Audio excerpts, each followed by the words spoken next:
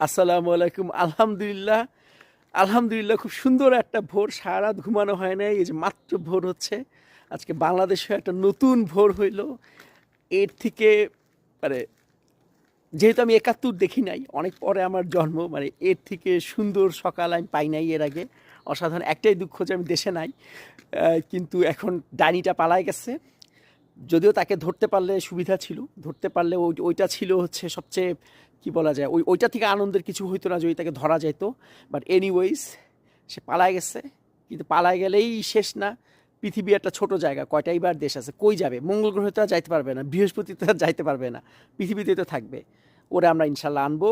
এখন দেশ গড়তে হবে, রেমিটেন্স পাঠাইতে হবে বেশি বেশি করে, এবং শেখ হাসিনা এবং তার সবগুলা সাঙ্গপাঙ্গ একটাও যাতে, পালাইছে ঠিক আছে কিন্তু ছাড় যাতে না পায়, বিচারের আওতায় আনতে হবে। ইনশাল্লাহ আমরা বিচারের আওতায় আনবো।